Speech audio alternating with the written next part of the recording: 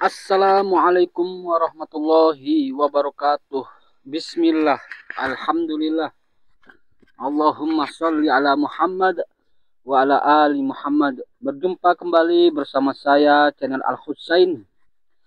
Kali ini saya akan membacakan kelanjutan dari buku sejarah yang ditulis oleh Lothrop Stoddard, yaitu berjudul Dunia Baru Islam.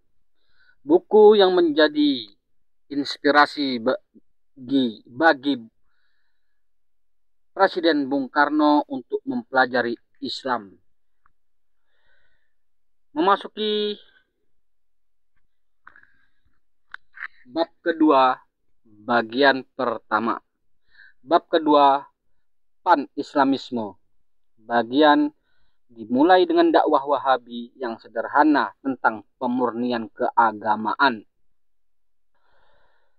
Seperti juga gerakan-gerakan besar lainnya, kebangkitan Islam sangat kompleks.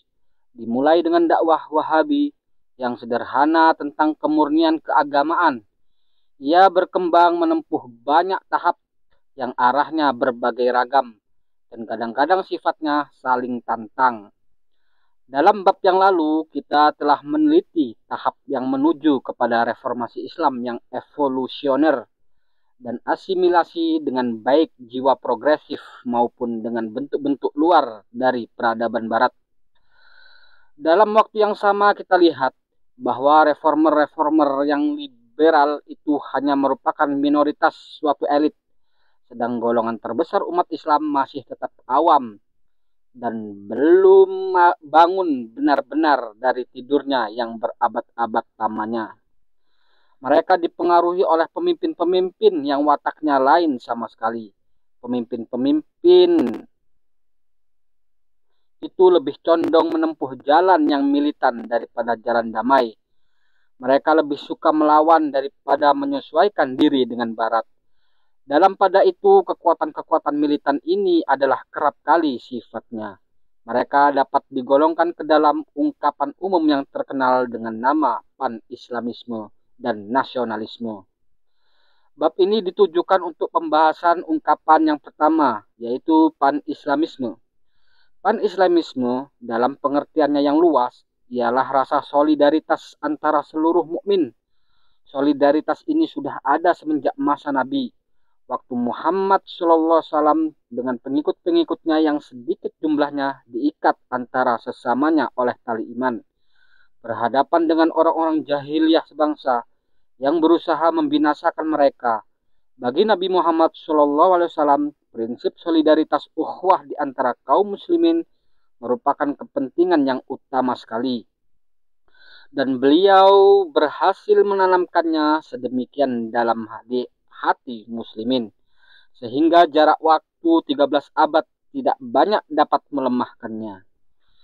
Sesungguhnya ikatan antara orang-orang Islam sesamanya sekarang ini lebih kuat daripada ikatan antara orang-orang Nasrani sesamanya.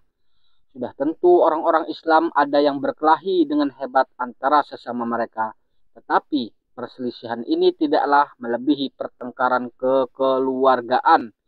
Ketika menghadapi agresi kafir, mereka biasanya melupakan perselisihannya.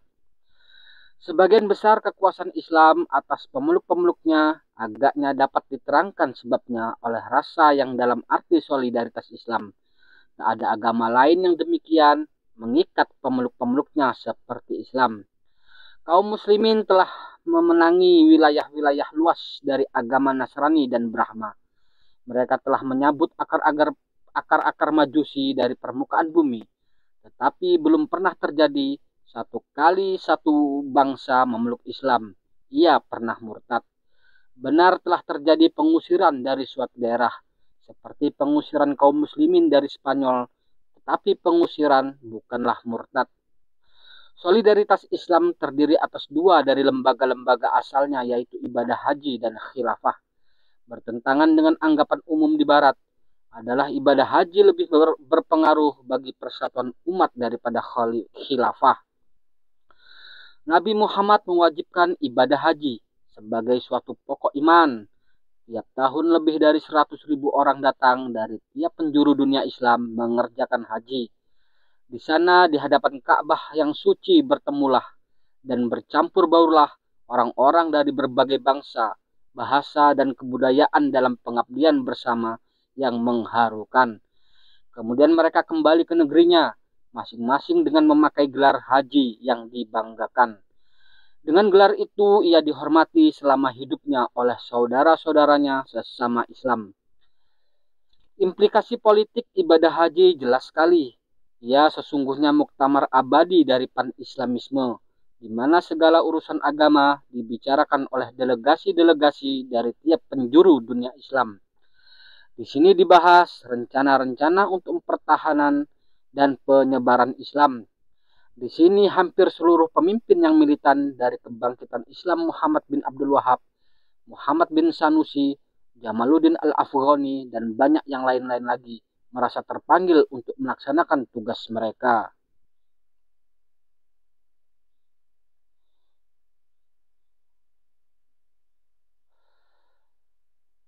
Sekalipun Makkah dilarang bagi yang bukan Islam, sejumlah kecil orang Eropa telah berhasil melaksanakan haji secara menyamar dan menuliskan kesan-kesan mereka.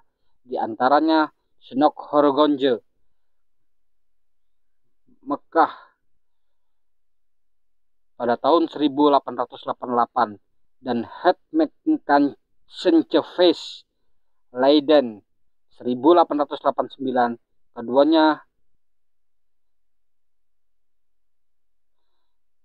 menulis buku yang paling baik. Juga lihat Burton dan Burkott, penerbitan terakhir yang bernilai adalah buah pena dari seorang Islam yang liberal, Gajanfar Ali Khan, With the Pilgrim to Mecca, The Great Pilgrimage of AH 1319 AD 1902, dengan pengantar oleh Arminius Flambéry, London 1905. Adapun khilafah telah memainkan peranan penting dalam sejarah, terutama pada permulaannya. Tentang ini telah banyak kita bicarakan di atas. Setelah kehancuran Baghdad oleh Mongol, khilafah itu menjadi tidak lebih dari bayangan saja. Kemudian ia dibangunkan kembali oleh Sultan-Sultan Turki yang memakai gelar khalifah bagi dirinya. Mereka diakui sebagai khalifah oleh dunia Islam yang ortodoks.